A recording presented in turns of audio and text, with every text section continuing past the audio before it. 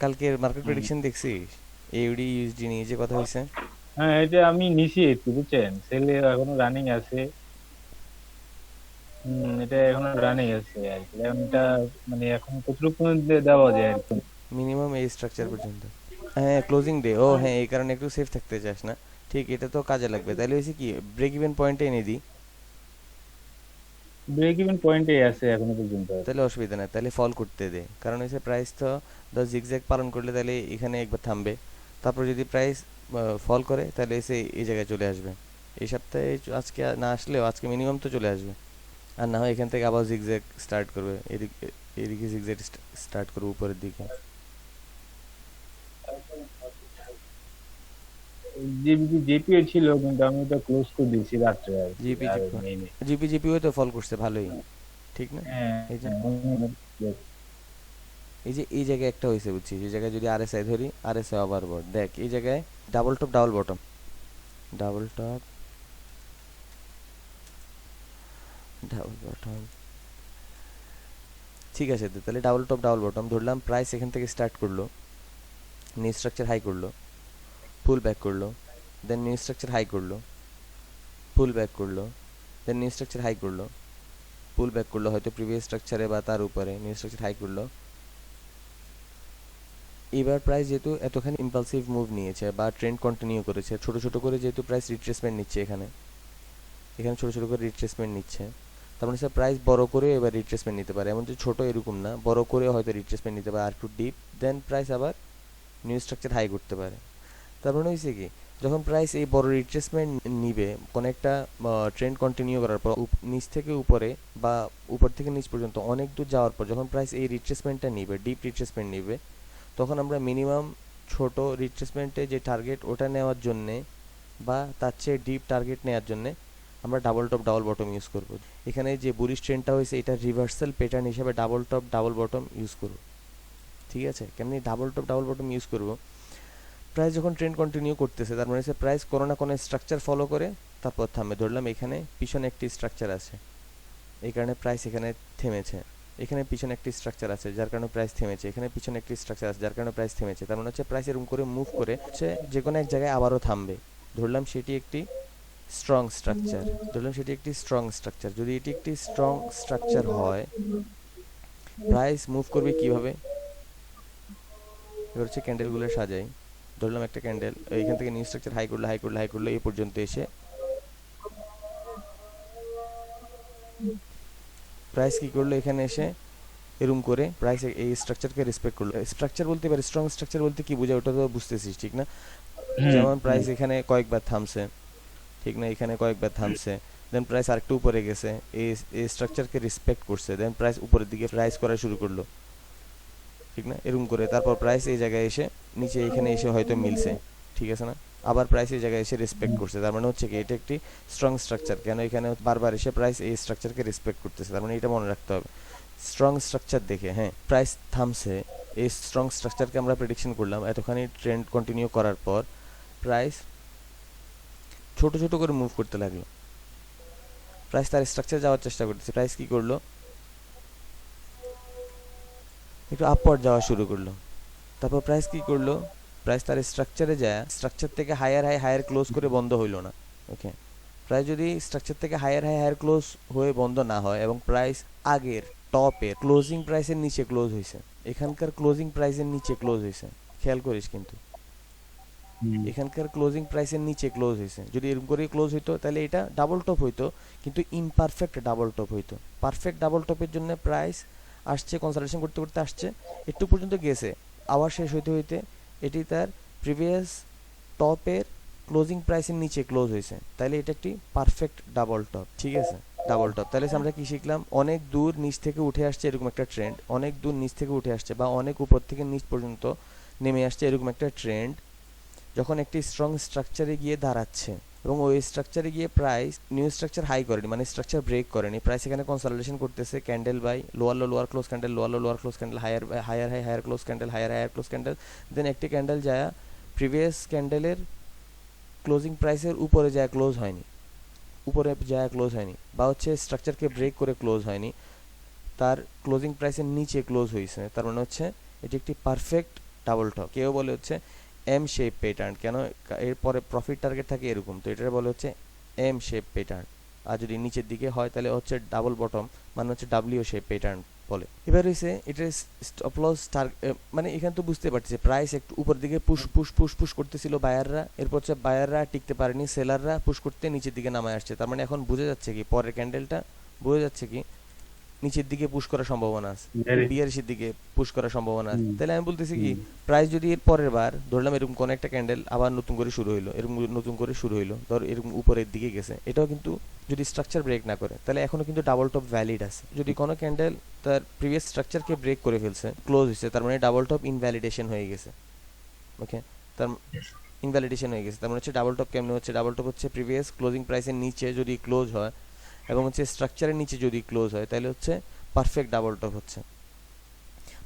Double টপের stop loss আর target কি? Double টপের স্টপ লস আর টার্গেট হচ্ছে স্ট্রাকচারের উপরে বা ডাবল টপের উপরে এটিআর বা নিজস্ব রুল ফলো করে। খুব ছোট ডাবল টপের stop loss, profit target, first profit target হচ্ছে তার স্ট্রাকচারের নেক লাইনে, এই হচ্ছে তার নেক লাইন। প্রাইস এখান থেকে ফল করবে তার নেক লাইনে, ফার্স্ট টার্গেট। ছোট স্টপ লস দেখছিস কতখানি ছোট, অনেক উপরে যেহেতু তার মনে হচ্ছে অনেক ছোট স্টপ লস পাচ্ছি। এটা হচ্ছে তার ফার্স্ট টার্গেট। সেকেন্ড টার্গেট কি? সেকেন্ড টার্গেট নিয়ে কীভাবে ফিবোনাকি এক্সটেনশন নিই, ডাবল টপের ফার্স্ট লেগ থেকে এক্সটেনশন নিই high to low. Second target হচ্ছে ফিবোনাকি 127.2-তে বা হচ্ছে তার স্ট্রাকচারে ওকে নিতে পারে। যারা ফিব ইউজ করে তারা 127.2-তে নেয় সেকেন্ড টার্গেট, আর যারা স্ট্রাকচার ইউজ করে তারা হচ্ছে স্ট্রাকচারে নেয়। থার্ড টার্গেট যারা ফিব ইউজ করে তারা নেয় হচ্ছে 161.8-এ, আর যারা স্ট্রাকচার ইউজ করে তারা হচ্ছে তার প্রিভিয়াস স্ট্রাকচারে বা মাঝখানে কোনো স্ট্রাকচারে। এ হচ্ছে ডাবল টপ। এবার ডাবল টপের সঙ্গে যদি আমরা মিলাই 2618 ট্রেড মিলাই, তাহলে 2618 ট্রেড বলতে কি বোঝাচ্ছে, ডিলিট করে দিই এটা। 2618 ট্রেড বলতে বোঝায় এরকম, কোন একটা প্রাইস এখানে ডাবল টপ দেওয়ার পর ইমপারফেক্ট হোক আর পারফেক্ট হোক, পারফেক্ট তো বুঝছি যে ক্লোজিং প্রাইসের নিচে ক্লোজ হবে, স্ট্রাকচারের বাইরে ক্লোজ হইতে পারবে না, তার মানে হচ্ছে পারফেক্ট। আর যদি ইমপারফেক্ট হয় তাহলে কেমন করে ক্লোজ হবে? স্ট্রাকচারের বাইরে ক্লোজ হবে না কিন্তু ক্লোজিং প্রাইসের বাইরে ক্লোজ হবে, তার মানে হচ্ছে এটা ইমপারফেক্ট কিন্তু ডাবল টপ, হ্যাঁ বাইরে ক্লোজ হবে। তার মানে হচ্ছে কোন একটা প্রাইস যদি পারফেক্ট বা ইমপারফেক্ট ডাবল টপ দেওয়ার পর প্রাইস এরকম করে ফল করতেছে, এরকম করে ফল করতেছে এবং প্রাইস তার নেক লাইনকে ব্রেক করছে, প্রাইস তার নেক লাইনকে ব্রেক করে লোয়ার ক্লোজ হয়েছে, লোয়ার ক্লোজ হয়েছে এবং এটি ট্রেন্ড ফলো করতেছে। এই যে ট্রেন্ড ফলো করতেছে কেমন, প্রাইস নিউ স্ট্রাকচার লো করলো, দেন পুল ব্যাক করা শুরু করলো। কতটুকু পুল ব্যাক করলো?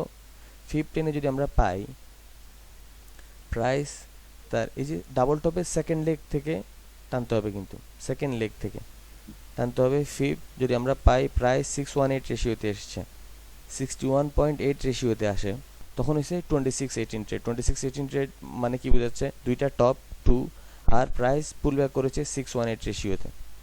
এই হচ্ছে 2618 ট্রেড সেটা। 2618 ট্রেড লিখি তাহলে 2618, আর এখানে হচ্ছে ডাবল টপ, এই হচ্ছে ডাবল টপ, এই হচ্ছে 2618 ট্রেড। এটার স্টপ লস আর টার্গেট ঠিক ডাবল টপের মতো, তার মানে এর উপরে যদি যেতে থাকে এবং ডাবল টপ যদি ইনভ্যালিডেশন না হয় ততক্ষণ পর্যন্ত 2618 ট্রেডও ভ্যালিড। ওকে, যতক্ষণ না ডাবল টপ ইনভ্যালিডেশন করতেছে, মানে হচ্ছে হায়ার ক্লোজ করতেছে, বুঝছিস না? যদি প্রাইস এরকম করে ক্লোজ হয় তাহলে হচ্ছে ডাবল টপ ইনভ্যালিডেশন হয়ে গেছে, তার মানে 2618 ট্রেডও ইনভ্যালিডেশন হয়ে গেছে। আর যদি প্রাইস এখানে ক্লোজ হয়, এরকম করে ক্লোজ হয়, তাও কিন্তু 2618 ট্রেড ভ্যালিড আছে এবং প্রাইস যখন তখন এখান থেকে ফল করতে পারে, এখান থেকে ফল করতে পারে। ওকে, তো এটা স্টপ লস, ডাবল টপের স্টপ লস। প্রফিট টার্গেট হচ্ছে তার নেক লাইনে, প্রফিট টার্গেট তার নেক লাইনে ফার্স্ট টার্গেট, 2618 এর ফার্স্ট টার্গেট, ডাবল টপের না কিন্তু, ডাবল টপের টার্গেট আলাদা। আর সেকেন্ড টার্গেট হবে এক্সটেনশনে, সেকেন্ড মুভের এক্সটেনশন থেকে। প্রথমে ছিল ফার্স্ট মুভের এক্সটেনশন ডাবল টপের জন্য, আর এখানে হচ্ছে সেকেন্ড মুভের এক্সটেনশন।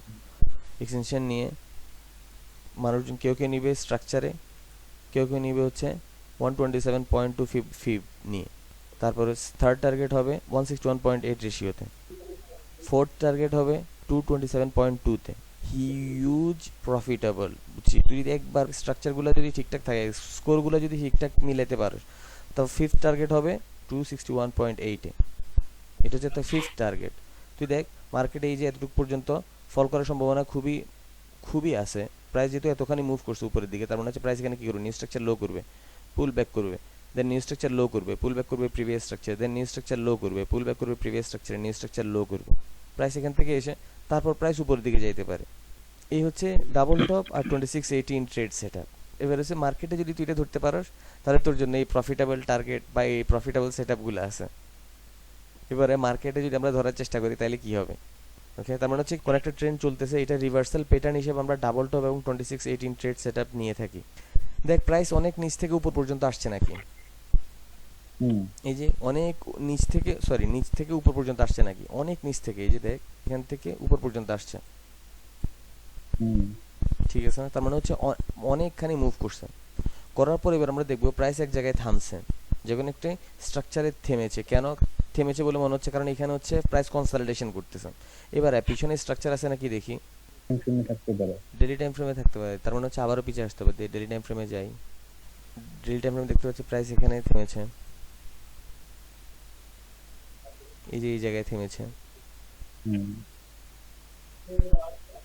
প্রাইস এই জায়গায় থেমেছে, এই যে এই জায়গায় কনসলিডেশন করেছে, এই জায়গায় প্রায় কাছাকাছি আসছিল, এই জায়গায় থেমেছে, এই যে, ঠিক না? তার মানে ডেইলি টাইম ফ্রেমে দেখতে পাচ্ছি প্রাইস এখানে যেহেতু কয়েকবার এসে রেসপেক্ট করেছে এই প্রাইসকে, তখন আমরা ভাবতে পারি কি প্রাইস এখানে এসে থামতে পারে। যদি প্রাইস এখানে থামতে পারে তাহলে এসে আমরা 1 আওয়ার টাইম ফ্রেমে ছিল, 1 আওয়ার টাইম ফ্রেমে যাই, প্রাইস এখানে এসে কি করেছে দেখ, এই যে প্রাইস অনেক দূর পর্যন্ত এসেছে নাকি, অনেক হায়ার হাই, অনেক হায়ার হাই, অনেকখানি ট্রেন্ড কন্টিনিউ করেছে উপরের দিকে। এরপর প্রাইস এসে একটা স্ট্রাকচার এসে থেমেছে, তারপর দেখ প্রাইস কি করতেছিল, দেখ আমরা একটা ক্যান্ডেল বাই ক্যান্ডেল যাই, যে প্রাইস এখানে এসে থেমেছে, লোয়ার ক্লোজ ক্যান্ডেল দিয়েছে, তারপর কনসলিডেশন, তারপর এই যে প্রাইস হায়ার ক্লোজ ক্যান্ডেল দিয়েছে প্রিভিয়াস ক্যান্ডেলের তুলনায়, কিন্তু তার প্রিভিয়াস টপকে ব্রেক করে ক্লোজ হয়নি। এবার আমরা দেখবো প্রিভিয়াস টপকে যেহেতু ব্রেক করে ক্লোজ হয়নি, তো আমরা দেখবো এটা একটি স্ট্রাকচার নাকি। যদি এটি একটি পারফেক্ট স্ট্রাকচার হয় তাহলে আমরা আরএসআই দেখবো, যে আরএসআই অবস্থা কি, আরএসআই কি ওভারবট হয়েছে অলরেডি, এই ট্রেন্ডের আরএসআই কি ওভারবট হয়েছে, আমরা দেখতে পাচ্ছি আরএসআই অলরেডি 80 আপ হয়ে গেছে।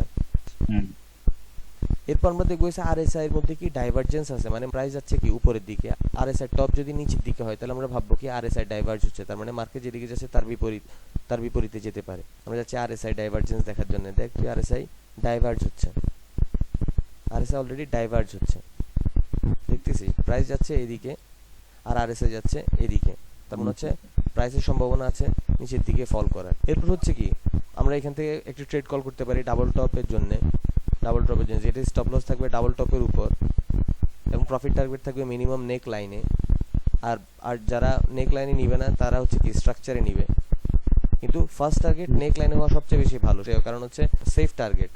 সেকেন্ড টার্গেট এরপর এক্সটেনশন মেনে নিবে, ফার্স্ট ট্রেন্ডের এক্সটেনশন মেনে নিবে, আর না হয় স্ট্রাকচারে নিবে। দেখ পরের বার প্রাইস কি করেছে, কনসলিডেশন করেছে, তারপর কনসলিডেশন, প্রাইস আবার উপর দিকে যাওয়ার চেষ্টা করছে, যেতে পারেনি, কনসলিডেশন করতেছে, আবারও গেছে, ট্রিপল টপ দিয়ে দিছে। এবার ট্রিপল টপ দিয়ে যতক্ষণ প্রিভিয়াস টপকে ব্রেক করতেছে না ততক্ষণ পর্যন্ত আমরা ভ্যালিড আছি, ওকে, ততক্ষণ পর্যন্ত আমরা ভ্যালিড আছি। যদি আমরা ভ্যালিড থেকে তাহলে আমরা প্রাইস কি করতেছে দেখি,